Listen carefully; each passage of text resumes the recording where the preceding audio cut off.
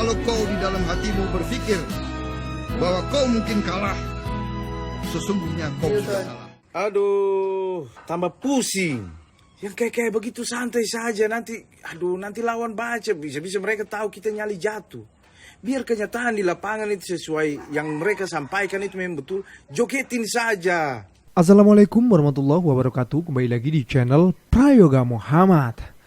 Ya, kita masih akan membahas lagi ya tentang melonya para pendukung 02 yang dimana memang masih berseliweran di sosial media, terutama di TikTok ya. Banyak sekali yang membuat video bahwasanya setelah melihat debat dan melihat video-video Pak Prabowo menjadikan mereka sedih. Padahal dari kubu Pak Prabowo sendiri menyatakan kalau ingin pilihan presiden tahun 2024 ini dengan riang gembira. Tapi nyatanya justru kali ini malah pada melo semua dan menangis semua ya.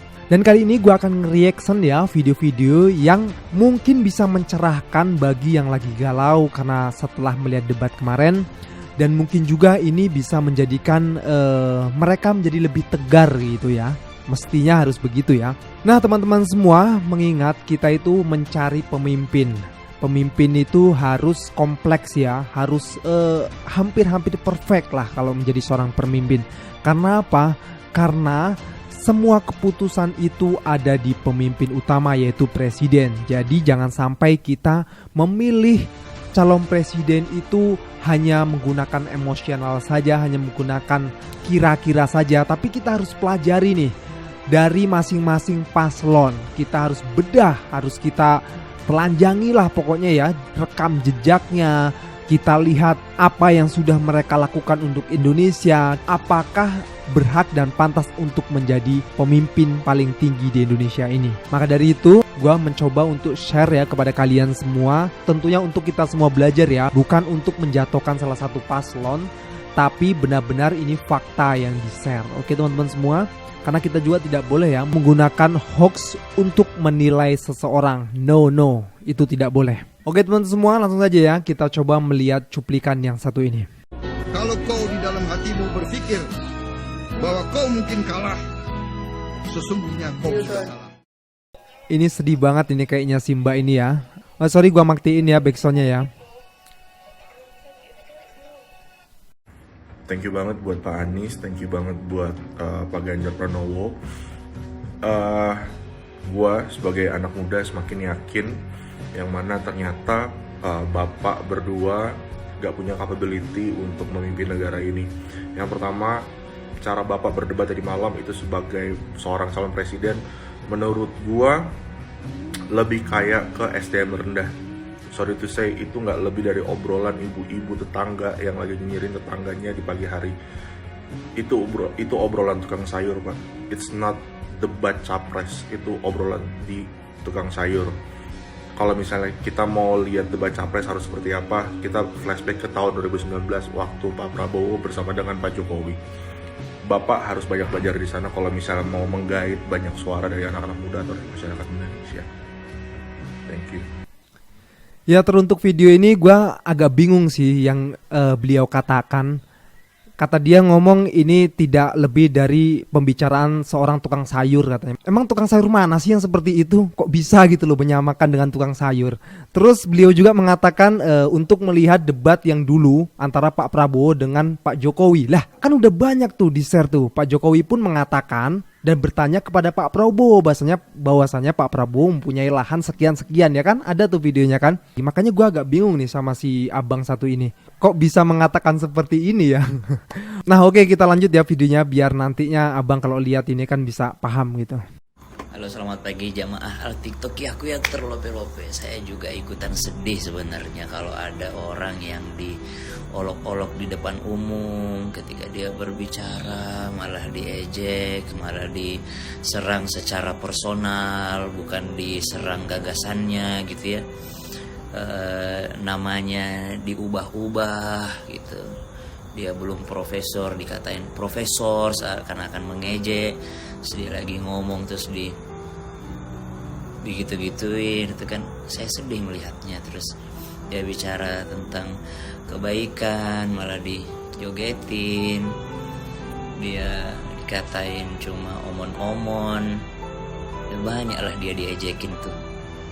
Tapi Masya Allah dia hanya membalas dengan fakta dan data. Masya Allah. Semoga Allah lindungi kita semua. Waktu debat yang pertama nyenggol 80 triliun semangatnya luar biasa. 80 triliun di bawah angin lah, buat KTP angin lah, buat bikin parkiran air lah. Kita pendukungnya tegar dan berusaha berargumen rasional. Pas disenggol 700 triliun, pendukungnya bilang Pak Anies jahat lah, nyerang personal lah. Padahal Pak Prabowo yang lebih dulu menanyakan hal yang sama pada Pak Anies Baswedan. Terbitlah fiti-fiti dawai yang telah lama ku petik. Anjir, suara gua jelek banget ya. Sorry ya. Lagi rame banget sosial media. Pada kasihan statusnya, caption video-videonya tuh. Pada kasihan sama 02. Katanya dikerubutin waktu debat kemarin malam. Kalau lu kasihan, ya nggak begitu caranya. Justru dengan lu mendukung beliau, lu nggak kasihan. Karena beliau udah agak tua lah gitu ya, maksudnya. Kalau menurut gue ini mah kasihan, harusnya istirahat, harusnya menikmati hidup, bukan lagi ngurus-ngurusin yang berat. Negara tuh berat, bener. Gue ngurusin keluarganya berat, apalagi negara. Kan logikanya kayak gitu, ya kan? Negara itu negara, satu negara. RT aja berat, RW berat, apalagi negara, ya kan? Pak Anies, kok bisa-bisanya sih nyerang secara personal, nyerang secara pribadi? Anda tuh nggak pantas ngomong masalah etik. Anda tuh Menyesatkan rakyat. Oke, mari kita bahas. Jadi dalam debat semalam, Pak Anies ini menyampaikan data mengenai luas lahan yang dimiliki oleh Pak Prabowo, yang totalnya mencapai 340.000 hektar. Nah, namun hal ini dianggap keliru oleh Pak Prabowo dan dianggap oleh pendukungnya menyerang secara personal atau pribadi. Akan tetapi, pernyataan yang sama mengenai data tersebut sebenarnya sudah disinggung oleh Pak Jokowi di debat 2019 lalu. Saya tahu Pak Prabowo memiliki lahan yang sangat luas di Kalimantan Timur sebesar 220.000 hektar. Juga di Aceh Tengah 120.000 hektar. Jadi jelas ya, data yang disampaikan oleh Pak Anies dan Pak Jokowi ini totalnya sama. Kalau kalian menganggap bahwa penyampaian data itu merupakan sebuah bentuk penyerangan secara personal, hal itu keliru. Pak Ganjar tadi juga banyak kelirunya. Oke, pokoknya keliru. Terus yang kedua, Pak Prabowo mengatakan Pak Anies nggak pantas ngomong masalah etik. Padahal pernyataan Pak Anies itu berdasarkan fakta yang telah terjadi saat ini, di mana Ketua Mahkamah Konstitusi dicopot dari jabatannya karena terbukti melakukan pelanggaran etik mengenai perubahan peraturan batas usia capres dan cawapres yang dinilai ada kepentingan pribadi atau golongan tertentu. Pertanyaannya, apakah seseorang itu tidak berhak dan tidak pantas menanyakan mengenai cacatnya integritas moral yang sekarang ini diabaikan dan dianggap sebagai sesuatu yang wajar? Padahal undang-undang kita telah mengatur mengenai kebebasan berpendapat selama masih mengandung sebuah unsur informasi yang benar. Jadi inti dari debat semalam adalah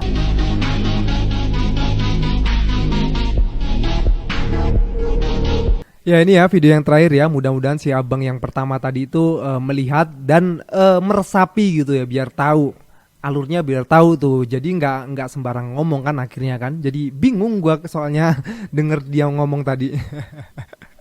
Tukang sayur di mana tukang sayur ngomongin kayak gitu. Oke, lanjut ya. Nah, kali ini juga ada komentar dari para netizen ya, yang tentunya ikut serta ingin mengomentari momen-momen yang lagi rame ini. Oke, kita lanjut videonya. Saya pilih Prabowo. Saya dukung Prabowo.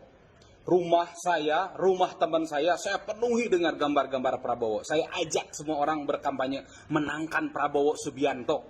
Tegas, konsisten, dan terpenting ada ijtima ulama yang mendukung beliau. Dulu 2019.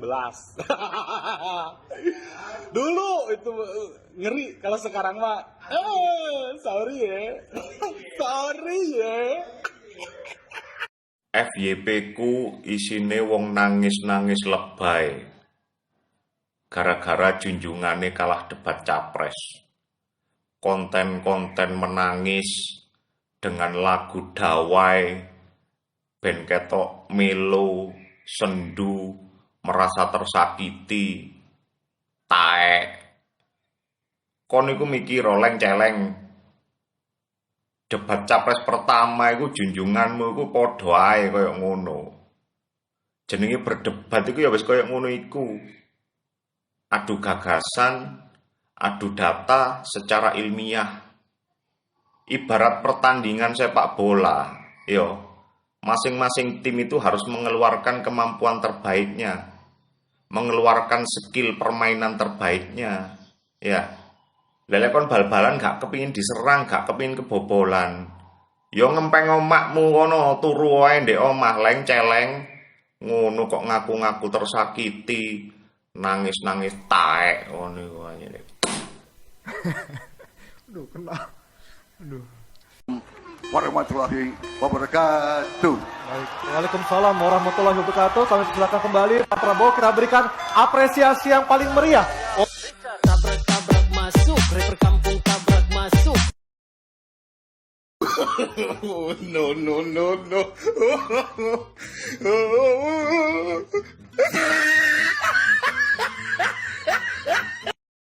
Aduh. Wow. Tambah pusing.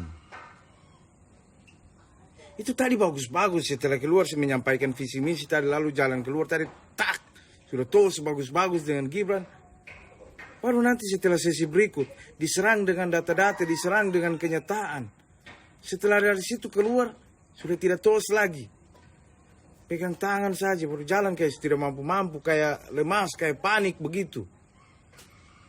Yang kayak begitu santai saja, nanti lawan baca, bisa-bisa mereka tahu kita nyali jatuh. Biar kenyataan di lapangan itu sesuai yang mereka sampaikan itu memang betul, jogetin saja.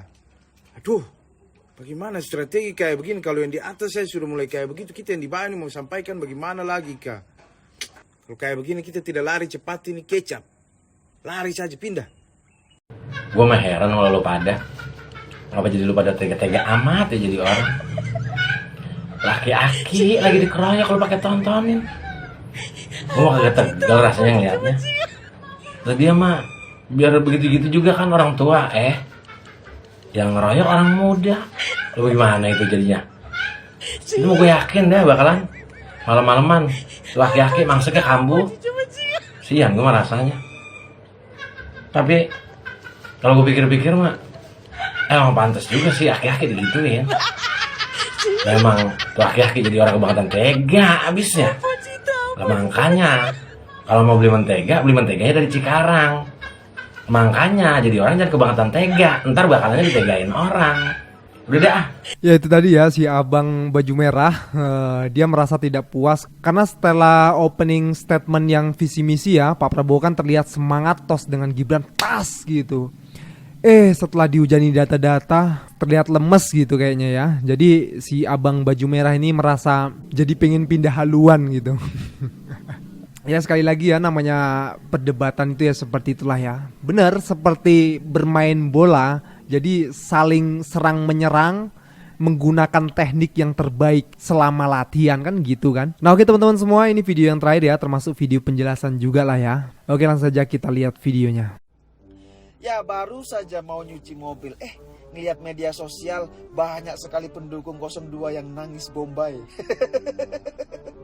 Ya saya pikir kenapa ya mereka ini nangis? Kok banyak yang nangis ini kenapa? Gak taunya mereka nangis ini karena jagoannya kalah debat. Parah. Masa ya gara-gara Prabowo ini kalah debat, Prabowo yang gemo itu kalah debat, mereka nangis Bombay coba. Ya mungkin teman-teman kemarin melihat acara debat yang bertema pertahanan, keamanan, dan politik luar negeri. Jadi ya saya pikir kemarin itu ini makanan Prabowo lah, pasti dilibas habis oleh Prabowo. Tapi fakta berbicara lain, ternyata justru Prabowo yang dilibas habis oleh Ganjar Pranowo dan Anies Baswedan. Nah setelah diserang habis-habisan oleh Ganjar dan Anies Baswedan, inilah yang terjadi saat ini. Para pendukungnya nangis-nangis Bombay coba. Ya memang lucu sekali mereka ini, para buzzer-buzzer 02 ini. Bahkan bukan hanya buzzer loh, mereka yang kalangan elit, bahkan ada juga yang dari menteri itu juga mengupload video video kesedihan seakan-akan terdolimi, yang menampakkan wajah Prabowo itu kayak ya melas gitulah, nyari simpati publik seperti itu. Ya tapi balik lagi, ini kan debat, bukan sesi curhat, tahu nggak? Nah yang menjadi pertanyaan adalah, mengapa sih mereka ini harus nangis-nangis Bombay seperti itu? Apakah mereka ini tidak tahu bahwa yang ditangisi itu siapa? Prabowo ini siapa? Dia ini kan punya lahan ratusan hektar, seperti yang pernah disampaikan oleh Presiden Jokowi di sesi debat 2019 dan 2014 lalu. Kemudian Prabowo ini hartanya berapa? Triliunan. Dalam LHKPN itu tercatat 2 triliun lebih harta Prabowo Subianto. Nah jadi yang ingin saya tanyakan adalah, apakah mereka tidak paham dengan semua itu? Jadi buat apa mereka nangis-nangis Bombay seperti itu? Lalu yang ditangisi itu kaya, nyapres sejak 2009, kemudian 2014, 2019, berkali-kali nyapres tapi kalah. Nah siapa sekarang yang ingin ngebet berkuasa? Siapa coba? Nah ketika ingin berkuasa, wajar dong ketika ditanya mengenai kapabilitasnya sebagai calon pemimpin, benar gak? Bukan malah nangis. Ya jadi sudahlah buat para pendukung 02, hentikan main drama yang seperti itu, nangis-nangis Bombay seperti itu, gak ada gunanya sama sekali. Kita ini mau mencari calon pemimpin yang kuat, yang tegas, yang bisa menyelesaikan segala permasalahan yang kompleks di negara ini. Bukan mau mencari pemimpin yang lemah, yang cengeng seperti itu, tidak. Kita ini butuh pemimpin yang kuat kok, yang tegas kok, yang bisa menyelesaikan semua persoalan. Lah kalau mau mencari calon pemimpin yang kalah debat saja nangis-nangis, buat apa coba? Nah jadi gimana? Setuju nggak kalau kita punya calon pemimpin yang tegas, yang kuat, yang paham dan dapat menyelesaikan segala persoalan bangsa dan negara ini? Bukan calon pemimpin yang cengeng, yang tidak paham segala persoalan, ketika ditanya jawabannya ngawur, tidak ada data yang valid, dengan alasan apa? Alasan ini adalah rahasia negara. Nah jadi gimana menurut teman-teman semua? Setuju nggak dengan pendapat saya? Silakan berikan komentarnya di bawah. Ya setidaknya mencerahkan juga untuk yang lagi pada sedih Bombay ya, biar sedihnya nggak terus-terusan gitu ya. Karena kan ini kan waktunya kita beriang gembira, menanti presiden baru. Oke teman-teman semua, mudah-mudahan video ini bermanfaat untuk kalian ya. Jangan lupa berikan komentar dan kritikan kalian di bawah ini. Jangan lupa juga untuk like, subscribe channel ini. Sekian dari gua Prayoga Muhammad. Wassalamualaikum warahmatullahi wabarakatuh.